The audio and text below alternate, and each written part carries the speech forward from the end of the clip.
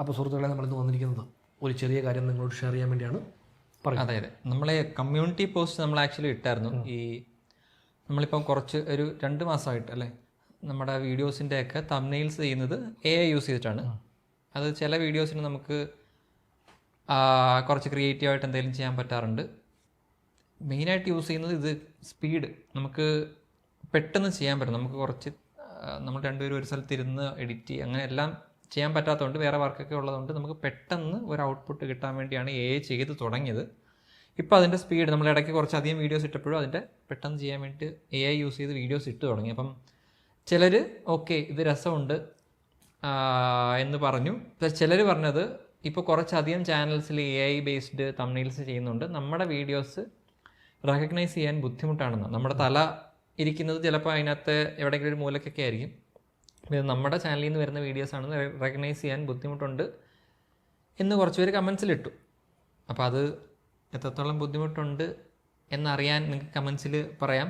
അതുപോലെ തന്നെ നമ്മുടെ ചാനൽ കുറച്ച് ഡൗൺ ആയിരിക്കുന്നതിന് ഒരു റീസൺ എന്ന് പറയുന്നത്, നമുക്കൊരു കോപ്പിറൈറ്റ് സ്ട്രൈക്ക് കിട്ടിയിരുന്നു. അതെ, ഒരു സിനിമയുടെ റിവ്യൂ നമ്മൾ ചെയ്തു, അതിൻ്റെ പേരിൽ നമുക്ക് ഒരു കോപ്പിറൈറ്റ് സ്ട്രൈക്ക് കിട്ടി. നമ്മുടെ ചാനലിൽ നിങ്ങൾക്ക് റിവ്യൂസൊക്കെ കാണുവാണെങ്കിൽ അറിയാം, നമ്മൾ ഒരു സിനിമയുടെ കണ്ടന്റ് ഒന്നും നമ്മൾ എടുക്കാറില്ല, നമ്മൾ അതിൻ്റെ വിഷ്വൽസ് കാണിക്കാറില്ല. ഡിസ്കഷൻ ചെയ്യുന്ന സമയത്ത് നമ്മൾ അവരുടെ ഫോട്ടോസ്, അതെ, നമ്മൾ വീഡിയോ ഓഡിയോ ആയിട്ട് കേൾക്കാവുന്ന സ്റ്റൈലിലാണ് നമ്മൾ ചെയ്യുന്നത്. ഇതിപ്പോൾ നമ്മൾ വിഷ്വൽ നമ്മളെ കണ്ടുകൊണ്ടിരുന്നില്ലെങ്കിലും നിങ്ങൾക്ക് കേട്ടാൽ മതി.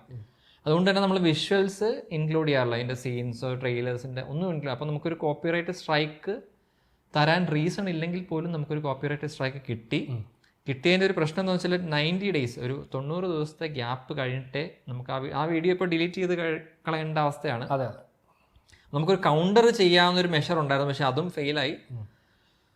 അപ്പോൾ അതുകൊണ്ട് തന്നെ നമ്മുടെ ചാനലിൻ്റെ കണ്ടന്റ് പൊതുവെ യൂട്യൂബ് പ്രൊമോട്ട് ചെയ്യത്തില്ല. ഇപ്പോൾ ഈ പ്രൊമോട്ട് ചെയ്യുന്നതിൽ കുറച്ച് അതുകൊണ്ടാണ് നമുക്ക് ഈ അടുത്തിറക്കിയ വീഡിയോകൾക്ക് എല്ലാത്തിനും തന്നെ ഭയങ്കര വ്യൂസ് കുറവാണ്. അതെ, നമ്മൾ കുറച്ചധികം വീഡിയോ, ഇപ്പോൾ ഒരു ആഴ്ചയിൽ എല്ലാ ദിവസവും 1-2 വീഡിയോ ഒക്കെ ഇട്ട് നോക്കി ഇത് കയറുമെന്ന് അറിയാം, പക്ഷെ അതും ആ പ്ലാൻ ഫെയിലായി. അതെ, പരിപാടി ഒത്തില്ല. അപ്പം നമ്മൾ എന്ത് ചെയ്താലും ഒരു 50 വ്യൂവിൽ താഴെ, നേരത്തെ വ്യൂ തന്നെ എത്തുന്നത് ഭയങ്കര കഷ്ടമാണ്.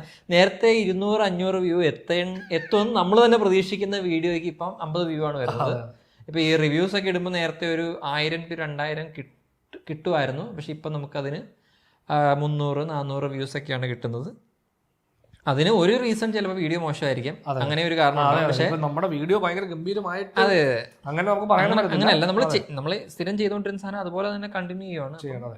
എന്നിട്ട് ഇത്രയും ഡൗൺ ആവുന്നതിന് ഒരു റീസൺ ഈ പറയുന്ന ഒരു സ്ട്രൈക്കാണ്. അതെ, നമ്മൾ യൂട്യൂബ് അനലിസ്റ്റുകളോട് സംസാരിച്ചപ്പോൾ നമുക്ക് കിട്ടിയത് ഈ ഒരു കോപ്പിറൈറ്റ് സ്ട്രൈക്കിന് ശേഷം ഭയങ്കരമായിട്ട് ഡൗൺ ആവും. അതുകൊണ്ട് മാക്സിമം കണ്ടന്റുകൾ ഉണ്ടാക്കി ഇടുക എന്നുള്ളതാണ് ചെയ്യാൻ പറ്റുന്നത്. അതിനപ്പുറത്തേക്ക് ഒന്നും സംഭവിക്കില്ല.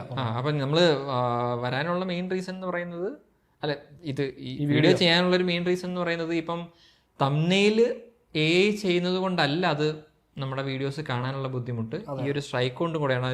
നിങ്ങൾക്ക് ഒരുപക്ഷെ ഇത് സബ്സ്ക്രൈബ് ചെയ്യുന്നവർക്കും അതിലേക്ക് നമ്മുടെ വീഡിയോ പുഷ് ചെയ്ത് അവരുടെ ഹോം സ്ക്രീനിലേക്ക് എത്താൻ കുറച്ച് പാടായിരിക്കും. ഇനിയൊരു 10-40 ദിവസം 40 ദിവസം കഴിഞ്ഞാൽ ആ സ്ട്രൈക്കിന്റെ ഈ 90 ഡേയ്സ് കഴിയത്തുള്ളൂ.